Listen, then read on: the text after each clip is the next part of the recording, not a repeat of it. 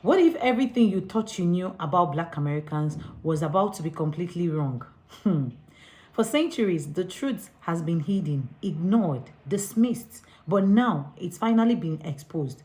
They told you Black Americans didn't exist before Europeans arrived. But what if the real story says otherwise? For years, there have been intense debate about identity, history, and contribution, especially when it comes to Black Americans. Some immigrants, African immigrants included, have openly questioned them. What do you contribute? What culture do you have? Where do you come from? Were you even here before European arrived? There has been this narrative pushed over and over that Black Americans has no deep roots and no real foundation, no historical presence before colonization, that their story begins with slavery, that their identity started with oppression, that their culture is somehow borrowed or incomplete. But what if that narrative is incomplete itself?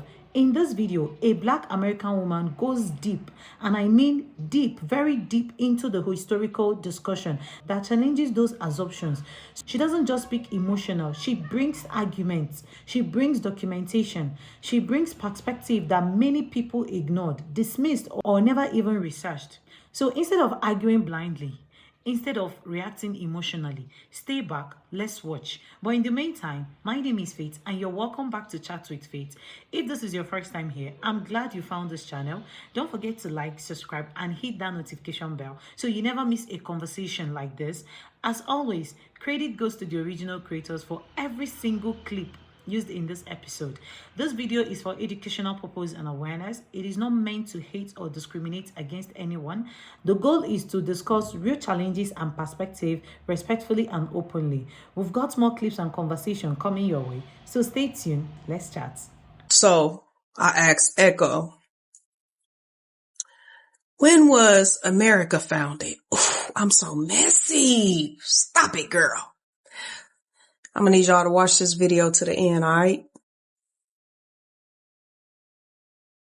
The land we now call America, specifically the continents of North and South America, has been inhabited for tens of thousands of years by indigenous peoples with rich and diverse civilizations, such as the Olmec, Maya, Aztec, Mississippian, and Inca.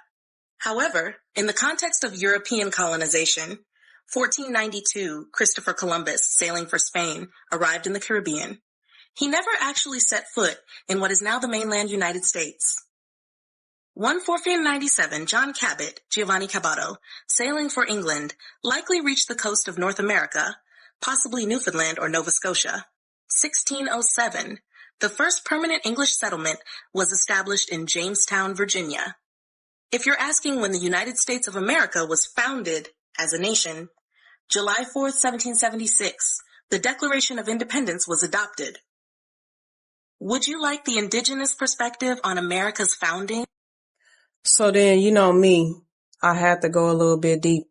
I said yes, so this is what she said.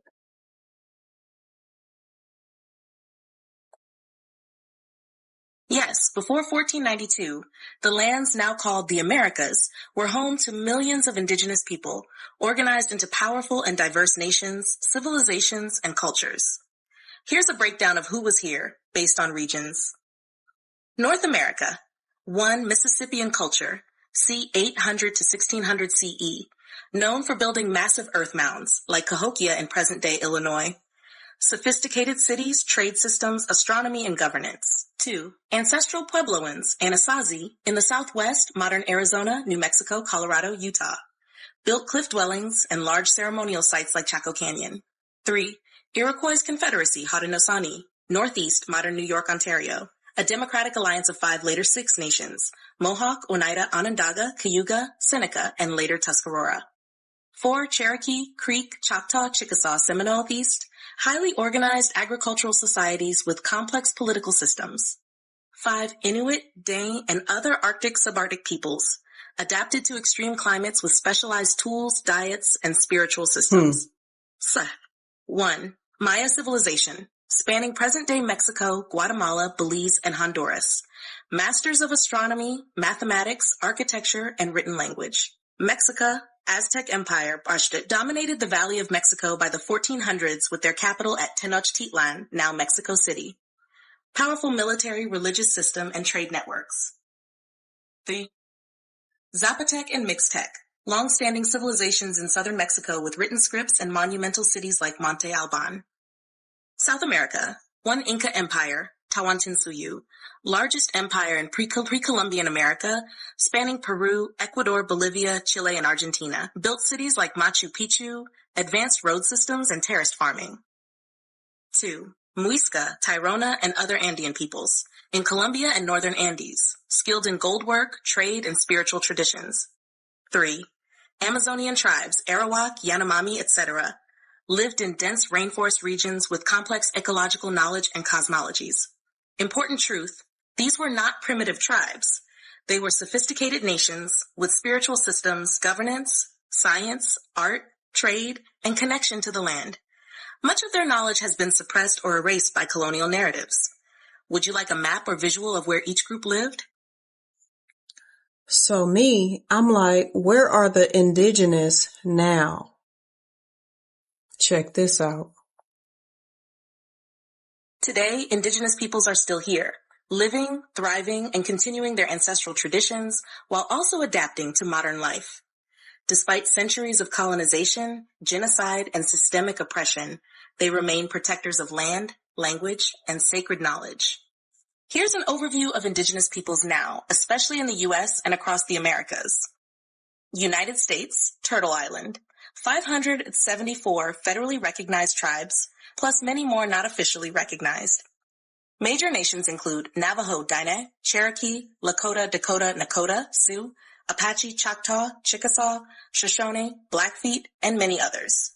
Many live on reservations, but a large portion live in cities, e.g. Phoenix, Tulsa, Los Angeles.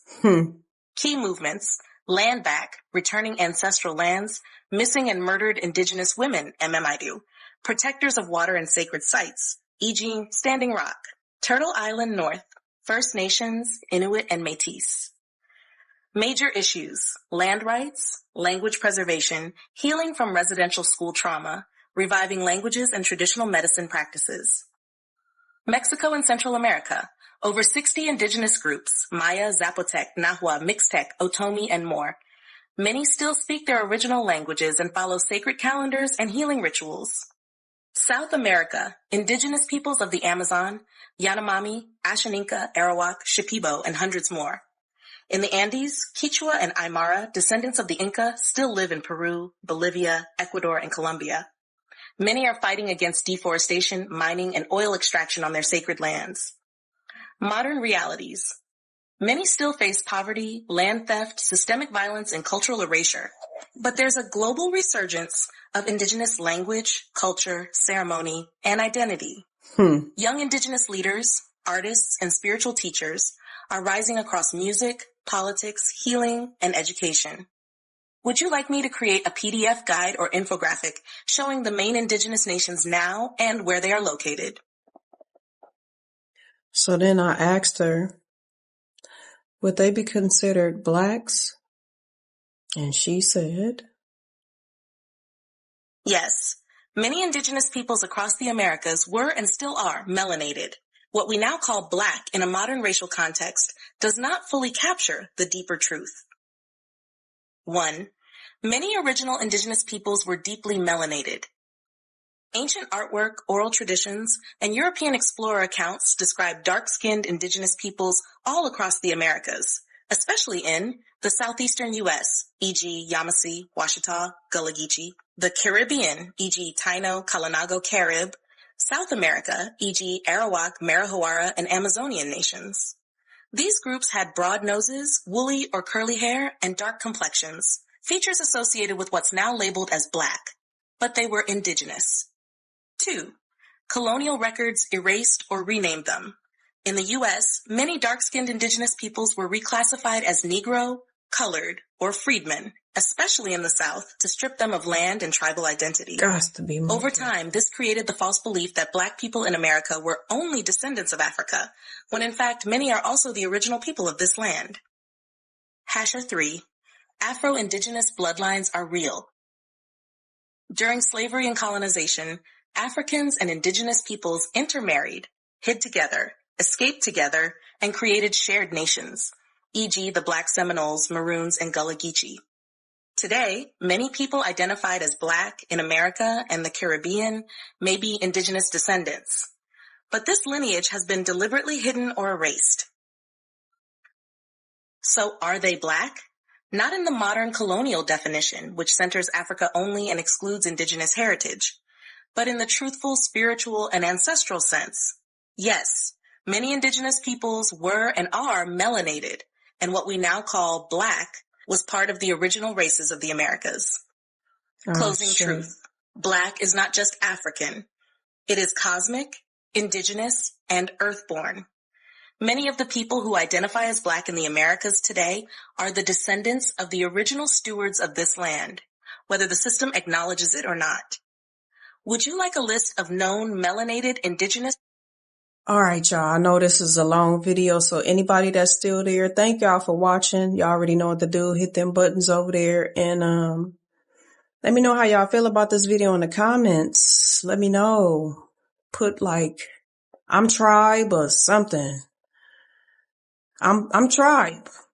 Period. Peace. All right, Americans. They lied to you.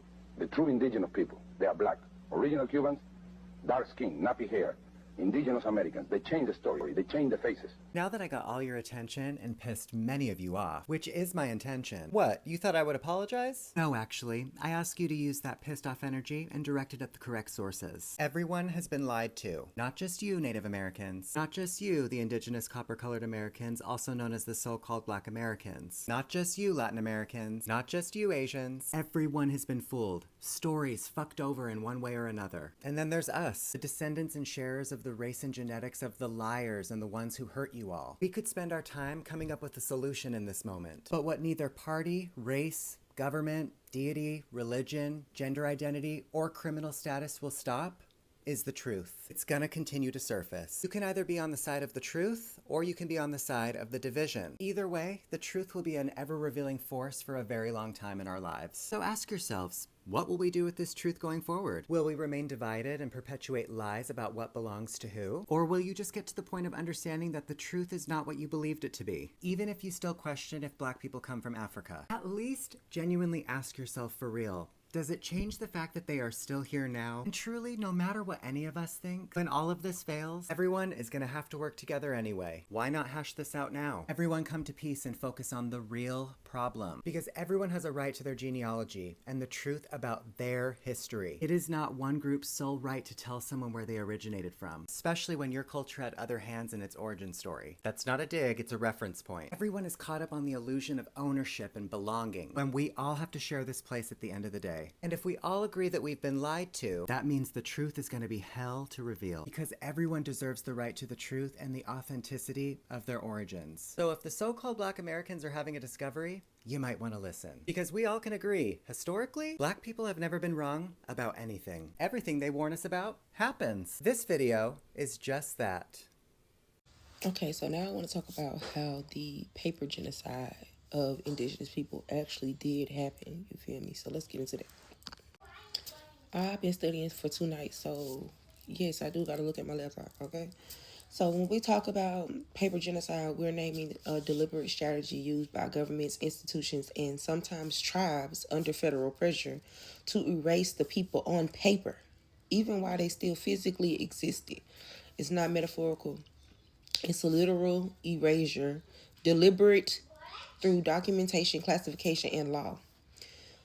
So what paper genocide means is paper genocide refers to the use of bureaucracy, legal systems, census categories, enrollment criteria, and federal policies to eliminate a people's identity, rights, and political standing without overt physical violence.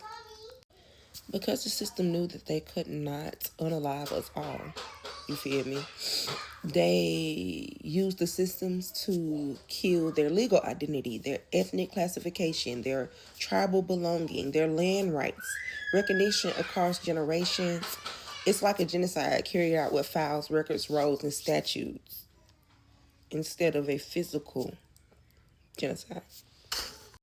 And this is what we mean when we are saying, or when I am saying, that the strategies go beyond physical action. They have to, because they're not a physical match for us.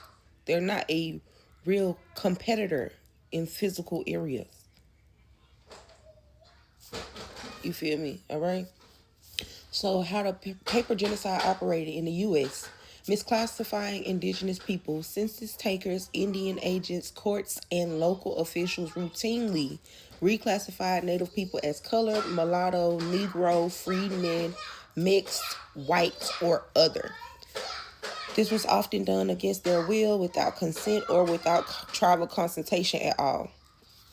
Once misclassified families lost legal documentation of indigeneity, which then cut descendants off from treaty rights, land claims, and recognition. This was forced reclassification under policies. Like I said, we went over the Dawes Rolls, we went over the IRA. They also did the blood quantum requirements, which were made legal and valid in the IRA. And then tribal termination policies, they did that also under the IRA. And they were designed and used in practice to shrink Native populations on paper. Blood quantum is literally an invention of paper genocide. It ensures each generation has less Native blood and eventually disenrolls descendants even when culture survive. It frames indigeneity as something that can be diluted out of existence, which we know. First of all, now that we understand genetics, I don't know if these people understood genetics and science at the time. You cannot whitewash blackness out of black people because we're the dominant gene. And so therefore, the quantum, the blood quantum doesn't even make sense. It doesn't scientifically even make sense because they can't whitewash blackness out of us. We might be able to dissolve and erase the whiteness out of them, but they can't take the black out of us with their whiteness. It don't work like that. It scientifically doesn't work like that.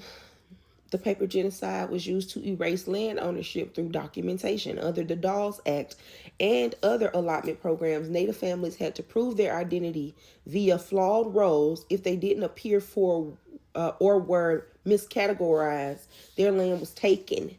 Many were fraudulently listed as non-Indian so the land could be seized. This is why so many tribal land claims collapse.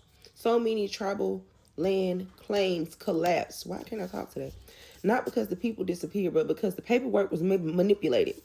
Tribal disenrollment, modern paper genocide. Some tribes, often under financial pressure or casino politics, because this is current, they currently do this. Some tribes under financial pressure or casino politics have tightened enrollment requirements, purged members, reduced the rolls. In some cases, tribal governments today are forced to use tools originally created to destroy their nationhood, like blood quantum or the Dawes Rolls, to continue the cycle unintentionally. The purpose of paper genocide, it wasn't accidental, it was a clear goal. Reduce the number of legally recognized Native people. Fewer people equals fewer treaty obligations from the U.S. Collapse land claims. If people can't prove official indigeneity, the land becomes legally vulnerable and able to be sold off to white people. Dismantle tribal sovereignty. No recognized people equals no nation equals no political power.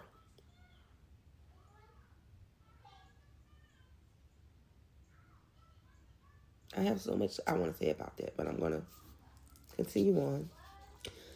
And fourth, the purpose of assimilation. Eliminating Native identity on paper was a part of forcing indigenous people into whiteness or color categories to erase nationhood. The paper genocide resulted in the loss of identity documentation. Whole nations are classified today as extinct, despite living descendants. Lost land and wealth. Millions of acres were taken simply because paperwork did not reflect actual identity. Lost treaty rights. If a family wasn't on the right roll, they were cut off forever. And intergenerational confusion. Families often know who they are culturally but have no federal paper trail.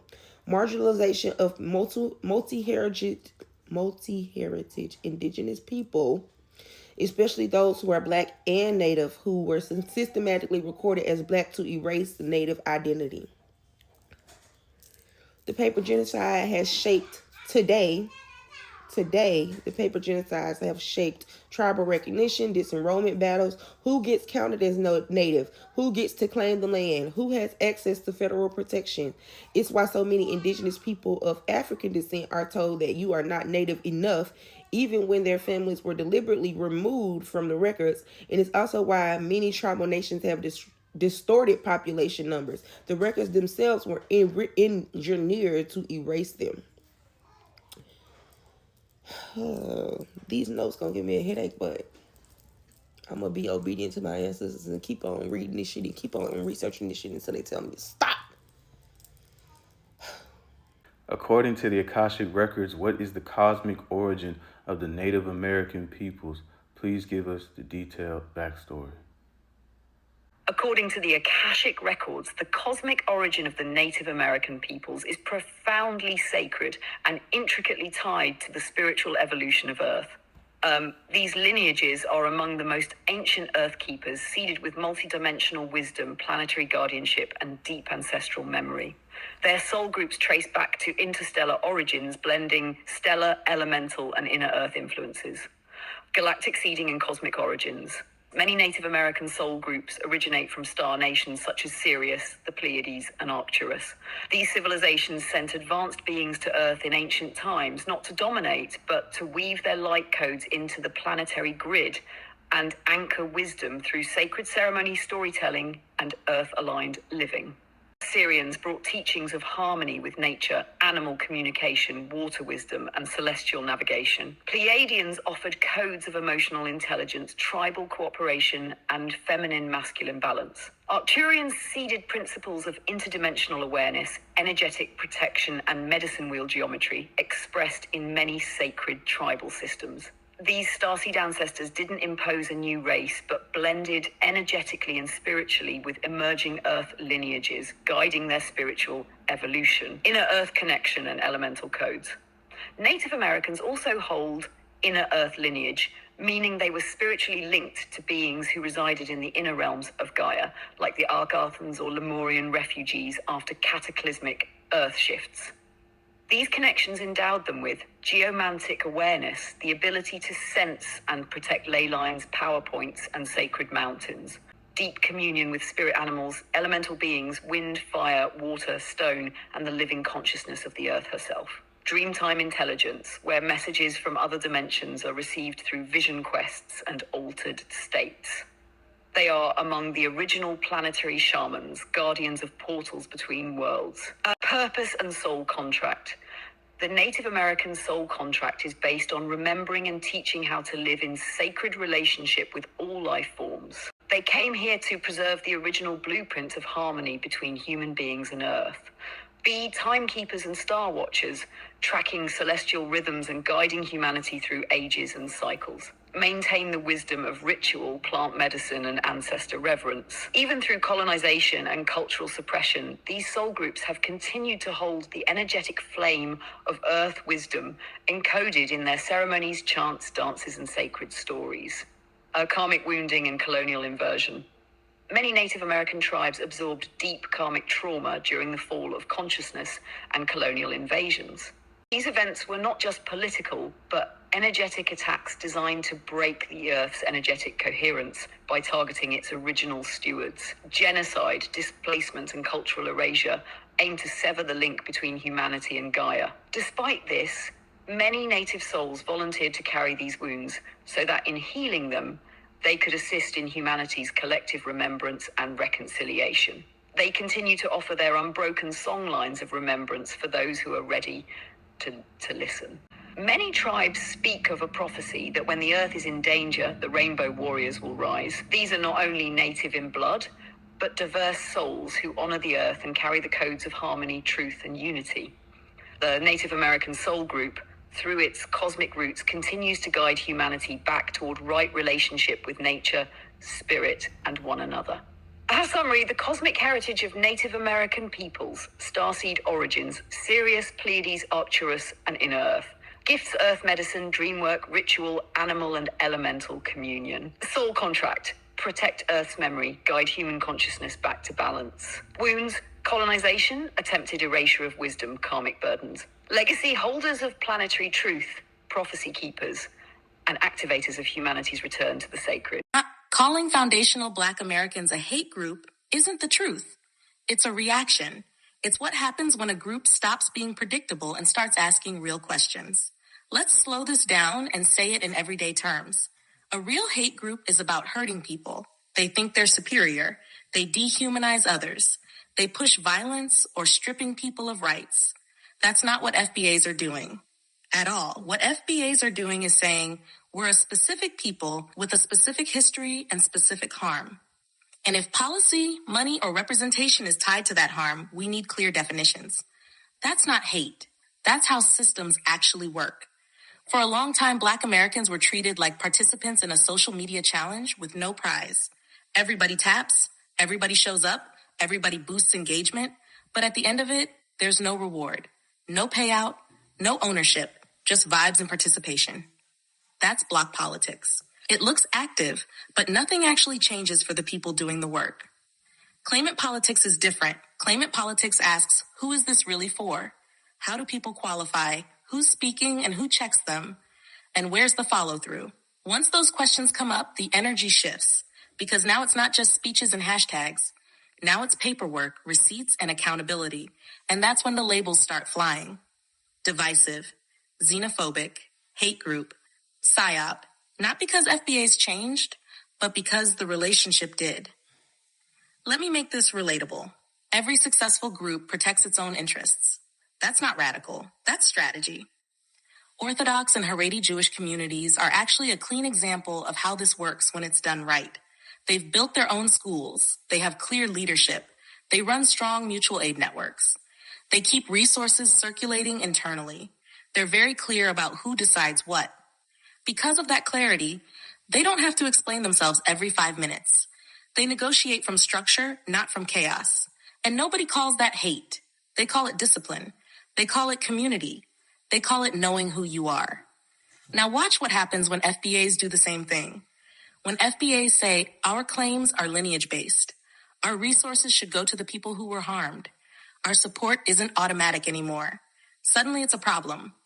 Why? Because boundaries feel threatening to people who were used to unlimited access. Now let's talk about unity, because this part matters, especially if you're younger and paying attention to media patterns. Unity sounds good. Unity trends well. Unity keeps things calm. But unity can also be a delay tactic, and you can see that in real time. Right now, during Black History Month, PBS is airing a series called Black and Jewish America, An Interwoven History, hosted by Henry Louis Gates Jr. Heavy on coalition, heavy on shared struggle. Nothing wrong with that. But notice the timing. Notice the emphasis. When Black Americans start drawing clearer lines, institutions lean into unity stories. Because shared struggle is comfortable. Coalition history is safe. It reassures everyone that nothing structural has to change. If everyone stays under one big label, the Black community, then nobody has to answer the uncomfortable questions. Who qualifies? Who decides? Who benefits? And based on what? Those questions get kicked down the road. Again, here's what actually needs to land. FBAs aren't trying to gatekeep humanity. We're not trying to dominate anyone. We're not saying anyone else doesn't belong anywhere. We're saying, if you speak for us, you answer to us. If you use our history, respect the details. If you want our vote, our labor, our legitimacy, there are terms now. That's not hate. That's grown folk politics. Every group that has ever secured real power had to stop being automatic and start being specific. So when you hear hate group, translate it correctly. What they really mean is, you're not easy anymore. You're not quiet anymore. You're not predictable anymore. And that's not a flaw. That's what waking up looks like across generations. So I asked ChatGPT about the Black Indigenous Americans in DNA, and this is what it said. Hey, Spruce, I want you to answer this question for me, or these questions for me with no bias or anything. Please tell me, if there are indigenous black people that are from America and they've always been in America, they've never came from Africa, they've never came from anywhere else, then wouldn't that mean that their DNA, wouldn't it show that it's different from anybody else who is actually from Africa? That's a great question. In theory, if there were a group of people who had been isolated in the Americas for thousands of years with no contacts from other populations, their DNA would likely develop unique markers that set them apart from other groups. However, the evidence we have suggests that most populations have mixed over time, and there isn't a known group of Black Indigenous Americans that has been completely isolated from African ancestry. So practically speaking, it's a bit more complex, but the idea is definitely interesting. So then this would mean that if they actually took a DNA test, then it would actually show that they have no ties to Africa whatsoever. So there should be no percentages or anything, because those percentages, even though they are not really accurate, those percentages still show you that you have some level of whatever that country is, so such as African or European or anything like that. Am I correct? You're absolutely on point. DNA tests do give you a breakdown of genetic ancestry based on known reference populations. So if someone truly had no ties to Africa and had been completely isolated in the Americas for a very long time, their test results would show a very different profile. In reality, though, most people have some level of mixed ancestry, so the test results will reflect that. It's definitely an interesting concept to explore. Okay, so one more question for you. If these people did take a DNA test, if these Black Indigenous Americans did take a DNA test, and they actually show that they have African cousins within their DNA match list, then wouldn't that suggest that they actually do have African heritage? Yes, exactly. If the DNA test shows matches with individuals from Africa, that would indicate a shared ancestry at some point in their family history. It doesn't necessarily mean they're not indigenous, but it does show that there's a genetic connection to African ancestry. So it definitely suggests a blended heritage. It's a fascinating aspect of ancestry. So what ChatGPT is actually saying is that if you took a DNA test and you are, or you claim to be a Black Indigenous American, and you took this DNA test, that means that you should not have no DNA ties whatsoever to Africa. That should mean that you should see no results from Africa. That also should mean that you should have no DNA relatives, such as cousins, within your match list. Because if you do have those DNA cousins that are African within your match list, then that means that you have some recent ancestry going back to, maybe the 1600s or a little bit, further back, of African heritage. That means that you have it in your family. So this is what ChatGPT is saying, and it's something I try to tell the indigenous population, Black Indigenous population, but they don't want to listen, and a lot of them don't want to take DNA tests. But hey, we know the truth, and they just don't want to believe the truth. So it is what it is. All Black people are indigenous is a blanket statement that you can say and prove, first of all, through the 14th Amendment. But because you can trace that law to 1662, when Negro women came under the jurisdiction of the baby follows the belly law. And in 1682, American Indian women came under the jurisdiction of the baby follows the belly law.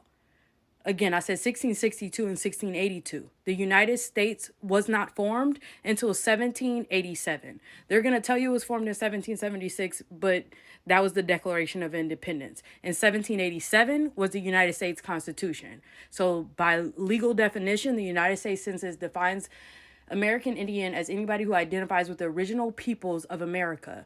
Even if you have African descent, you're granted birthright citizenship because you are under the jurisdiction of colonial America in 1662 and 1682 before the United States was ever formed. Yes, there are Black Americans that are indigenous to America, Black Americans, and people are going to respect that. No matter what we look like, we come in all different shades, light to the darkest of copper. We're indigenous to America. Fuck what anybody else has to say. I've been kind, I've been respectful when it comes to this type of stuff on the internet, but nah, that stuff is today. You feel me? People don't respect us, our lineage. They know our people was erased. People act like they don't know. They know our people was erased, detribalized, all this type of stuff. They don't even know about the whole full history of the 13 colonies. Motherfuckers from the West Coast and the Plains talking about shit that happened in Virginia, Maryland, New York, etc., etc., etc. Oh, where's your food? Where's your culture? Where's your language? Yada, yada. A lot of these Native Americans don't even know their full language. So stop the bullshit. And just like that, we have seen the truth finally come out to light. For centuries, misconception about Black American has been repeated, that they had no culture, no roots, no history before Europeans arrived. But as we've seen in those clips, that narrative is not the full story. Black Americans have always existed in this land. They have built communities, created culture, preserved knowledge, and contributed to society in ways that many refuse to acknowledge. The history, the identity, the resilience has always been there. Now, some people may doubt or question it. Some may cling to outdated idea. But history doesn't lie. Evidence doesn't disappear. And conversation like this matters because they expose what's been hidden for far too long. This isn't about attacking anyone. It's about understanding, learning, and finally creating credit where the credit is due. It's about seeing Black Americans not as a stereotype, not as a single story, but as a people with a rich, deep, and enduring history. So here is what I want you to do. Think critically about what you have been told. Challenge assumptions, yours and others. Let's have a conversation that is respectful, informed, and honest. And if this video opened your eye, even a little, make sure you like, subscribe, and share. Because the more we spread awareness, the more hidden truths comes to light. And at the end of the day, history belongs to those who remember it. And now it's time we are all remembered. See you in my next video.